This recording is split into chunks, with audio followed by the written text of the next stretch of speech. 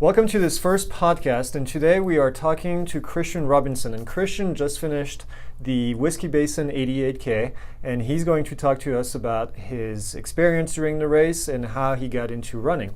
And to help me today, we have Noel. Noel is going to be our interviewer, and Noel has been a long-time runner in Prescott and has a lot of experience running ultras, and he kind of approached me and asked if we could do some podcasts. He's been having this idea for a long time of interviewing runners from the area that have been doing this for a long time and have secrets that maybe they want to share with people. And this is what we're going to do today with Christian as our first guest. So Noel, it's all yours. Well, thank you very much, Greg. Again, the idea came up because we knew there were so many great ultra runners within our community. There's a lot of attention that's paid to like the elite athletes, their stories, and since we're all amateurs and we want to improve things, that's the basis of the idea for the podcast. So thank you, Christian, for being here. Well, thanks for having me. When we originally started thinking about questions to ask you, we had previously discussed your ultra running past and your history. So first off, tell us a little bit about the history of your running and your ultra running. Running started out in 2010 or 2009, really. My wife found out about the Las Vegas Ragnar, decided she wanted to put a team together, and I said, "That's great. I'll be your van driver." And between the 2009 race and 2010, when our team was set to start, she had gone through 2 entire teams with people signing up, dropping out, signing up, dropping out. Finally, she just told me, "Hey, great news, you're running with us." So I had a couple of weeks to prepare for a Ragnar, and I ran a couple of times on the treadmill in the living room, realized that I absolutely hate the treadmill, and just figured I'd go out and run the Ragnar. And with my wife getting injured at one of her legs, I ended up doing 22 and a half miles during our outing, couldn't walk for a few days, and couldn't wait for the next one. And that was your very first race? That was my very first race. Very first race, 22 miles. That's pretty awesome. So what got you into ultra running? When I lived in Las Vegas, there's a race organizer, Calico Racing, and she had a variety of race distances, everything from 5K up to 100 milers. And she had some other categories that she called the slams. So if you did 4 half marathons in a row, she'd give you the half slam prize. If you did 4 fulls or 4 ultras, you got the grand slam, or I can't remember the name of that. But there was one that kind of caught my eye. It was the progressive slam, where you start with a half, go to a full, and then 2 ultras after that. It took me 2 years to complete it. As I was on my way to the 50K for the first year, my truck broke down. Where the race was, there was absolutely no service. I had to, luckily my truck was a manual, so I just spun it around, coasted down the hill until I had enough service. I could text with one of my runner friends, but could not get any of the text to my wife to get through. By the time I was able to get a hold of her, it was already probably an hour and a half past the start time. My mental capacity for wanting to even attempt the race was just absolutely done. So that's one of the many times that I gave up running for about a day or two. And then the next year, I started over again, did another half, did another full, made it to the 50K, questioned my sanity in doing that one just because of the course, and then finished it off with the 51K, which I felt was kind of a little bit of cheating because I only extended it 1 kilometer. But the race organizer and I just had a nice laugh that it's a progression. So I did that 51K and then did another 50K after I did New York Marathon in 2015. So up until this point, until moving to Prescott, the most you had done was a 50K. 51K. Oh, 51K. Sorry about that. You add that extra K. So the Whiskey Basin 88K. Ish. 88K-ish. And why do you say ish? Because, go ahead. Well, 88K breaks down to 54.45 miles. We ended up doing, my watch said 56.26, Noel said 56.25, so we're figuring it was right about a 56 and a quarter mile ultra. So Right. that's a 91K. 91K. 91K. But my understanding is 88 is a great number. You know, it's sexy. So we're going to just keep it as the 88K. So the 88K, what compelled you to sign up for this race, and where did you hear about it? Well, obviously I'm a sadist, and I like to see how much I can suffer, and I want to see what my limits are. So far, that's why I started running after that first initial Ragnar. Then my wife signed me up and said, "Oh, by the way, you're running a marathon." So I started running marathons and realized after about 12 of them that I should probably train for them a little bit. And then I've done one marathon with semi-actual training, and it went pretty good. And when I moved down here, I'd heard about the race previously and just decided on my birthday that, you know what, I might as well sign up and see if I can do an 88K. You've ran with, we have a couple different running groups locally, and how did that influence basically your training, your preparing, and the race itself, the 88K? Well, I love having group runs so that I can be held accountable, that I know that there's other people to run with. I like the social aspect of running, to where either before, during, or after the run, I can have conversations about running, about life, about gear, about anything. And it does help when you get into some of those rougher spots during a run. If you see another runner on the course, that you can at least just have a conversation. How's it going? How are you doing today? What's going on? Where are you from? Just getting some of those menial conversation starters going, just to take my mind off of the pain. My legs will hurt, my knees will hurt, my feet will hurt sometimes. But after a quarter, half, full mile of talking with somebody as we're running or shuffling down the road, suddenly, the pain's gone and I'm good to go and just start running again. So you and I, we talked about nutrition a little bit before the race, and you were talking about some challenges that you have with nutrition. Tell us more what happened, or how you approach nutrition for an 88K. For this one, I've been, as Greg had mentioned, I've been having just some serious issues with trying to figure out what I could eat pre-race. Things that I could eat for 2, 3, 4 races in a row before I run are fine. And then I get to that fifth run, and suddenly my stomach doesn't like it. I can't eat hardly anything, or I have to make a couple of stops during the run. So it got to the point where I just said, you know what? I can run a half fasted. Let's see if I can run fulls fasted. I can run about 23 miles fasted before the wheels just absolutely come off, and then I have to just will myself to continue the last 5K. I knew that that was not something I wanted to do for this race. So I tried for the last couple of training runs, longer runs, just sampling some food before I ran to see what my stomach would tolerate, and just try to come up with a plan as to what I could eat while I was running, so I could try to maintain some sense of energy throughout the run. And it seemed to have worked. I went back to my original halves when I'd eat before them, and I had peanut butter and jelly sandwiches, some granola bars before I started, had some just energy chews, the standard ultra junk food, Chips Ahoy, Starburst, M&Ms, some potato chips to get an extra bit of sodium to prevent any cramping in my calves. And, of course, I had the secret weapon. There were 5 slices of bacon left the night before the race, so I had some bacon throughout the run, and I think looking forward to that at each of my drop bags definitely helped. And I was able to eat through about 36 miles of the race. The last 20 I just couldn't eat.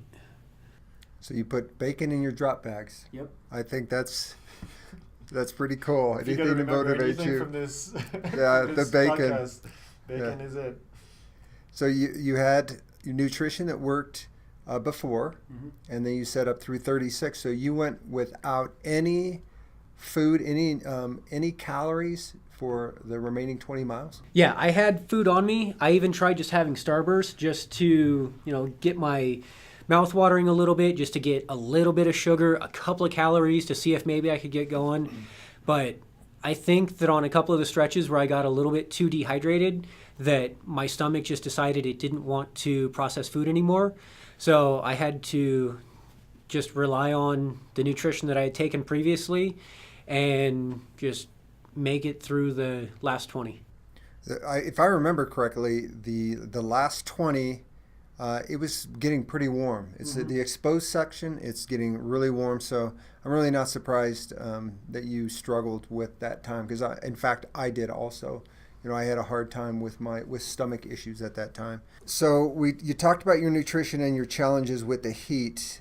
Were you able to get calories through possibly Gatorade or some other medium, or was it just really no nutrition and you felt like you had a hard time struggling and bonking, the last section of the race? When I got to the Goldwater aid station, it's where my family was. I had 2 bottles of Gatorade that I had planned out through the course. That was the second one. So I had froze about 2/3 of it the night before, so that it would still be somewhat chilly by the time I got to the aid station. I got there, I downed pretty much that entire thing, refilled my water bottles, down, probably another 250 milliliters of water there, topped off, had a couple of snacks, and then jumped back on the trail. I was probably about 1.5 to 2 miles from the Turley aid station when I just ran out of water. I was sitting under, the little bit of shade that I was able to see when Paula had ran by, asked if I was okay. I was just regaining myself. I had something similar happen when I did Crater Lake in 2016 up in Oregon, and the last 3 miles I had ran out of water, ran out of Gatorade, and was just willing myself 10 to 15 feet at a time from one shaded spot to another. And I wasn't in that bad a shape, so I knew I could keep going. I just had to make it to the next aid station. I spent, clockwise a little bit too much time at the aid station, drinking water, having some watermelon, trying to take some calories here and there. And I think the time that I sat just rehydrating is what helped out, because after I left Turley, my legs felt good. By the time I got about half mile down the trail, all of my leg pain was gone, my ankles, my knees, my feet, everything just felt great. There was a lady that left the aid station in front of me. I was able to check landmarks. She was about a half mile in front of me, and then next thing you know, I'm right behind her having a conversation with her as we're going up a couple of the hills, and then got a spot where I could make it past. And just that last 20 miles, I wouldn't even say that I bonked, even though I couldn't take calories past Goldwater. I felt so great after I hydrated, made it into Sundog, got some more water, a little bit more watermelon, and just Sundog's my favorite trail out here so far. So I knew once I could get there, knowing, it's basically my backyard because I run it as often as I can, that I knew the hills, I knew the turns, I knew the drops, so I could just keep going. And I had taken a selfie at about mile 55. I felt better at 55 than I have at some of my halves at mile 6, some of my fulls at mile 18, and it was really kind of a shocking thing. I find that on ultras, the allure of the ultra is like managing nutrition, clothes, drop bags, the whole package. It's much more complex than running a half or a full marathon. And the nutrition, I think a lot of people need a way, so the solid foods will work well in the first part of the race, and then as the race progresses, especially in the heat, they need to have some sort of nutrition calories from liquid, and whether it be Tailwind or,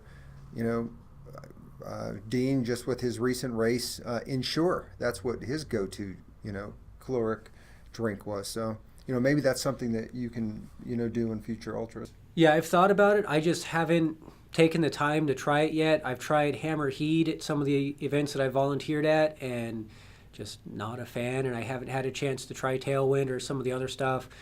I've spotted a couple other brands, had some runner friends tell me about some other stuff that they've used, and I've thought about doing that as well. I think one of the things that helped me out the most with this race, as I mentioned previously when I was going out to my first 50K and my truck broke down and I gave up running. There have been a lot of races where I've quit running in the middle of them, except for the next ones that I'm registered for. I'll just make it through those and then I'm done. With this race, I tried to stay positive the entire time. I never once went into that dark place of, oh, I don't know why I'm doing this. I knew I was doing it because I wanted to see what I could do. My family was in town. And I think that mindset also helped a lot because I stayed out of that, why am I doing this? I can drop. The guy sitting next to me at the Turley aid station, he dropped. And it would have been really easy to say, you know what, I don't feel good right now. I'm going to go ahead and just call it a day. But the allure of that buckle, it was a little bit stronger than the allure of wanting to drop. So I went ahead, just drank some more water and, was really glad that I did and did not decide to drop. Well, don't tell anybody that the allure of running 56 miles is a belt buckle, because when you tell somebody that's not an ultra runner or a trail runner that, they look at you like you're crazy anyways. That's that's the prize. That's really sometimes finishing an ultra is just anticlimactic as far as when you're in a marathon, a large marathon, you got all these people cheering at the end.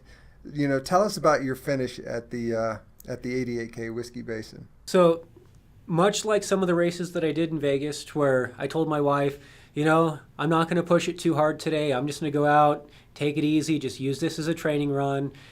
And then as I'm going out on the course, I realized that I was in a position to place and I wasn't going to let up. So I finished about 10, 15 minutes before she was anticipating getting out of the car to come and see me. And she walked over to the finish line at that race and saw me and a couple of my friends looking at the results. And she's like, I thought you were taking it easy today. Well, something similar happened at Whiskey Basin, to where when I left Turley at first, I was texting with my wife just to give her a heads up where I was. Let her know that, I'm not doing so hot. I'm doing about 20-minute miles. It's going to be a little while. Just go and grab a snack and I'll let you know as I get closer. Well, as I was getting closer, I was texting her, but I forgot to mention that I was going much faster. So it was similar to that race at Lake Mead, to where I crossed the finish line, spotted Greg and Noel and some of the other people from our Thursday night social run, and my family was nowhere to be seen. I was sitting there. Steve was awesome. He went over, grabbed me some Gatorade. As he was coming back and handing that to me, my family walks up and asked me, how long have you been here? I said, I don't know, about 10 minutes, 15 minutes, something like that. They were kind of kicking themselves because they were just down the hill talking to some other people from our Thursday night group, not expecting me for about another 20 to 30 minutes because of the last pace that I told her. But once I came down that last drop on Sundog and my feet were moving pretty well and got onto that boring flat stretch just before you get to Peavine, that I started passing some of the people doing either the 57 or the 31K, and it just gave me some extra energy. And, I was just feeling good, so I just went with it and forgot to give her the heads up that I was running faster. So my mom, my sister, and my nephews that drove down from Denver to see me finish, they got to see me sitting at the finish line about 10 minutes after I finished. So sounds like you're not really done with ultras for now, right? What's the next race? Ultras, I think I'm capping myself at 50s for now. Maybe 50 miles or 50K? 50 miles. Okay. I'll probably do Whiskey Basin again. Next year I'll probably volunteer just because the scheduling wise, next weekend I have Mount Charleston Marathon where I'm going to throw myself down a mountain as fast as I can and try for another BQ. If I don't get it this year, then I'll probably have to sacrifice doing Whiskey Basin next year so I can not do 56 miles 2 weeks before I attempt a BQ. And then after that, I'm debating whether or not to do Whiskey Row again. And other than that, I don't really have any other races that I'm signed up for. Very cool. So you talked a lot about your family. You've got a little daughter, you've got your wife, and tell us about the challenges that brings running, working, family, and try to mix everything together. Well, when I first got to Prescott last summer, I moved down here into a house with my boss, one of my coworkers, and was literal roommates with one of my coworkers. And we were working just insane hours to where I had all my running gear. I saw it every day, but I would only get a chance to run once or twice a week if I got a day off. Then as schedules kind of calmed down a little bit, I tried to fit in some more running here and there.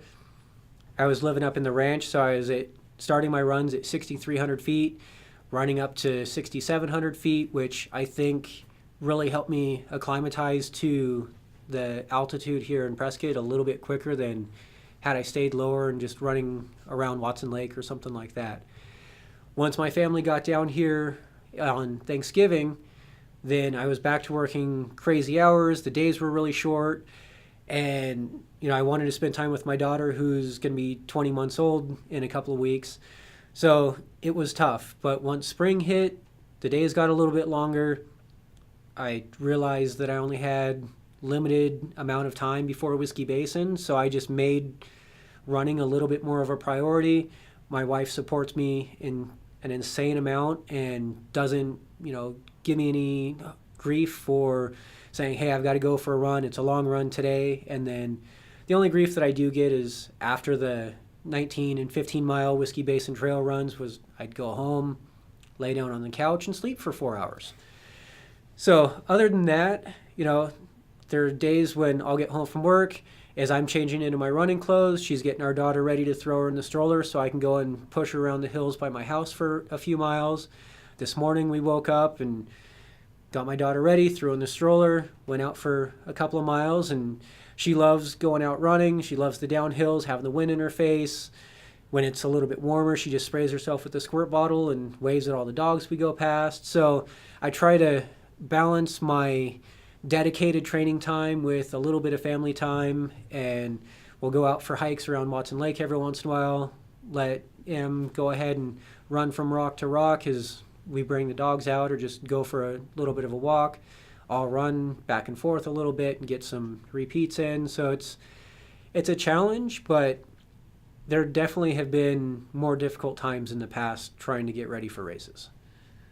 You talk about Jet, your wife, and Embry, your daughter, and the challenges of training and running.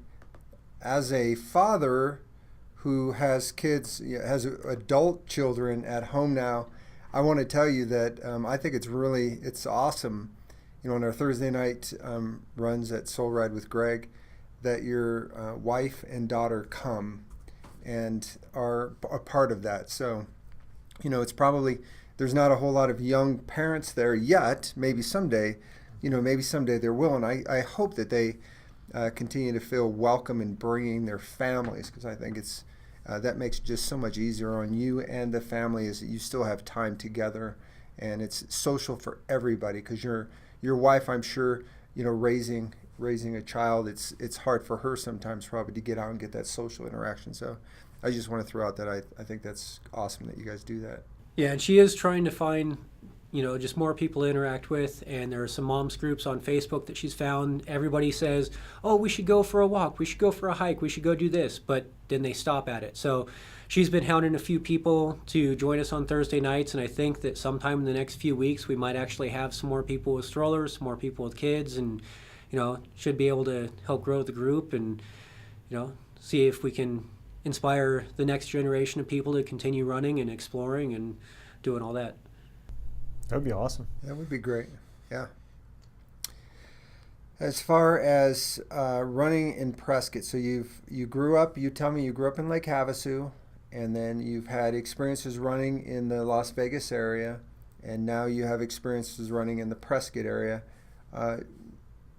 What differences in the places you've run? What do you think about running in Prescott? What do you think about this community as far as the opportunities for running?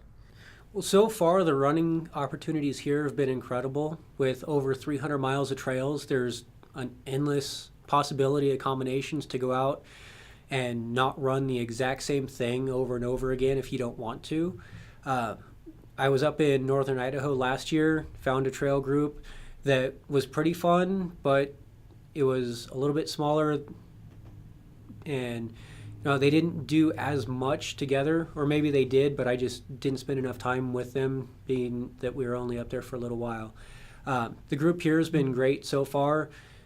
You can go from something that you're running in that's reminiscent of desert, high desert. The next thing you know, you're in the forest with the pines, with some incredible views, some insane elevation changes.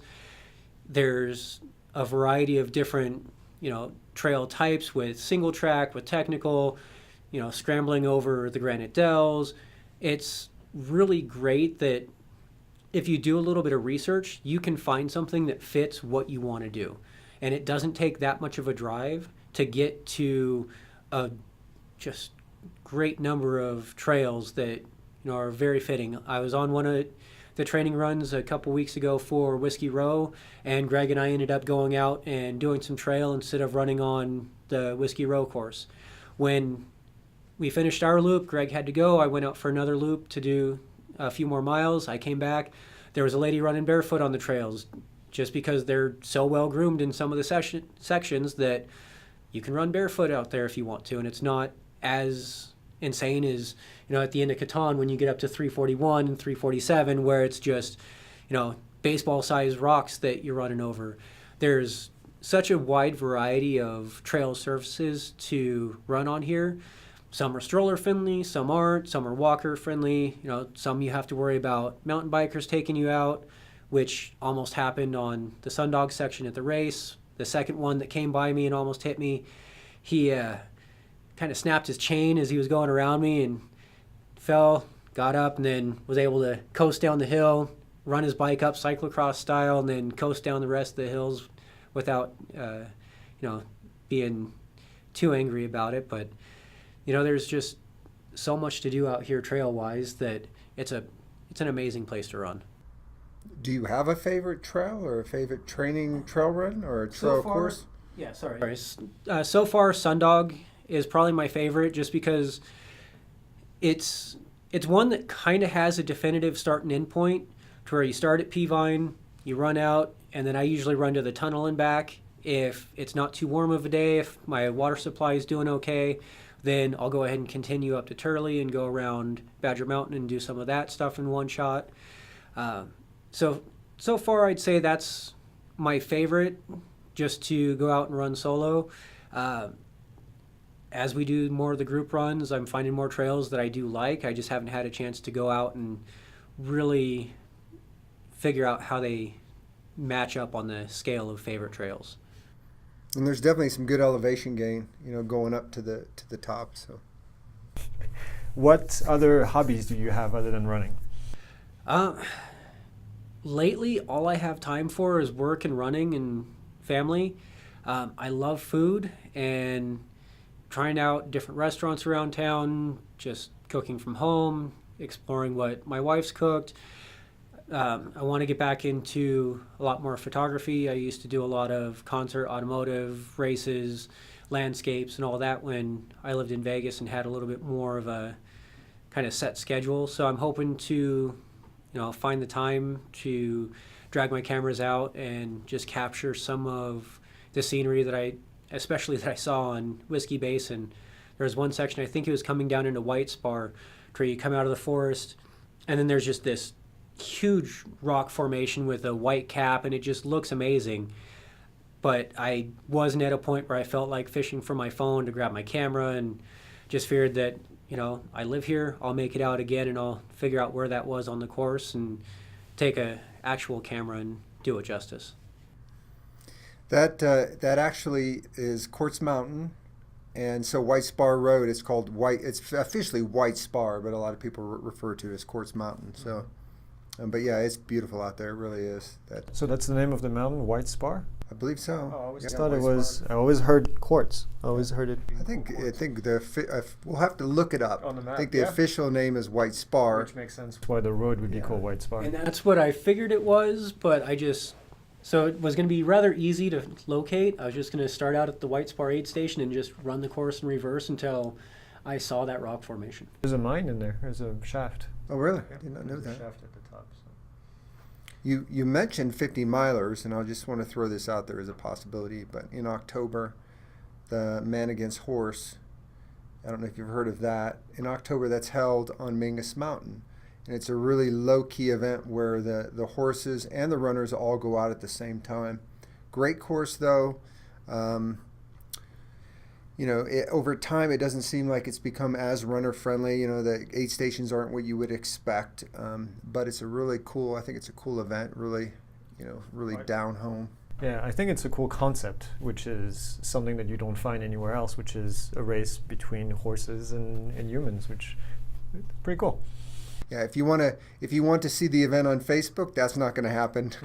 I mean, you're going to have to look for it online, Man Against Horse, and it's again they don't really advertise it, but I think you might enjoy that. It might be a good one for it. Yeah, that one, and there's one to where you have to run with pack mules that my wife has had on her list of, oh, this race looks entertaining, which sometimes means that I'm going to be the one to run it first so that I can, figure out the distance, let her know what's going on, or if she's able to get her training up to where she wants it to now that Embry's getting a little bit older and can handle going out for the runs a little bit more and not fuss so much. So maybe she'll be able to get that and I can be the spectator this time. That's a good idea. Is there anything else you want to share with our listeners? One of the questions that we kind of skipped over was the favorite race. Oh, yeah, we did. So far, I'd say that my favorite race was when I did the New York Marathon in 2015. It was the first race, really the only race that I've actually trained for. It was my first sub 4-hour marathon, and there were some times during that race where I didn't think I was going to make it because my watch was not accurate since I started at the bottom level of the Verrazano Narrows Bridge. So my watch was about a quarter to a half mile off. The timing was off. I forgot that we started 23 minutes after the previous wave, not 15 like we were supposed to.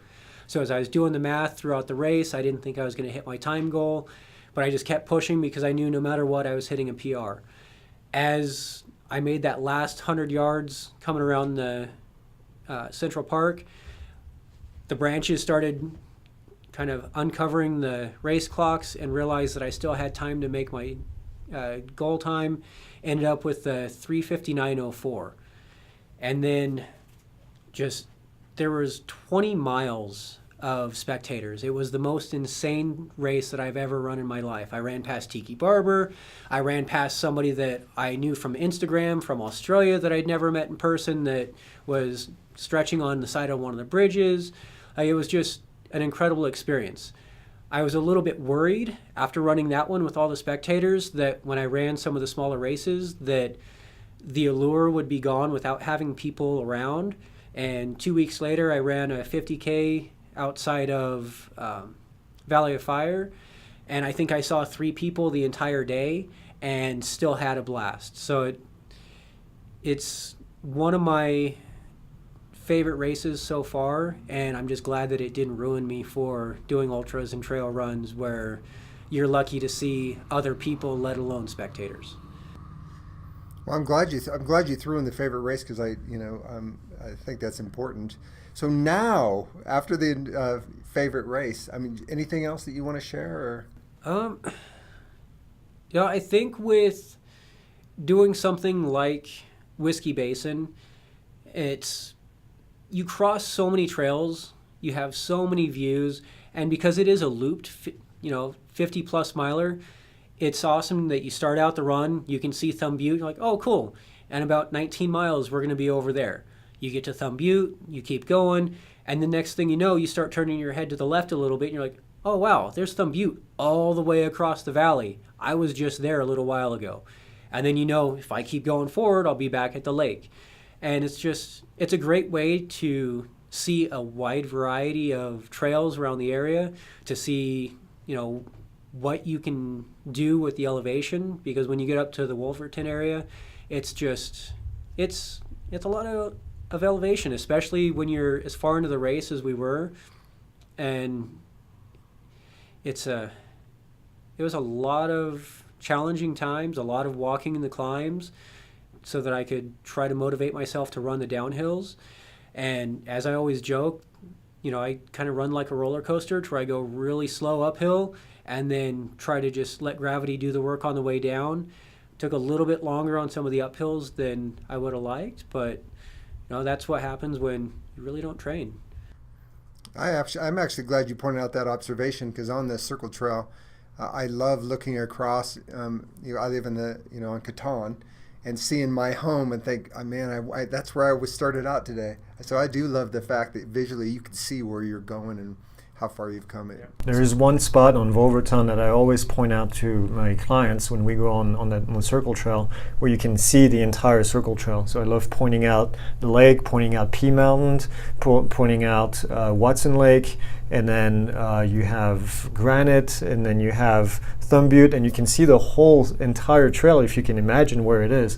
And it's just amazing to see the distance that it covers, the 56 miles. So that's a really neat idea.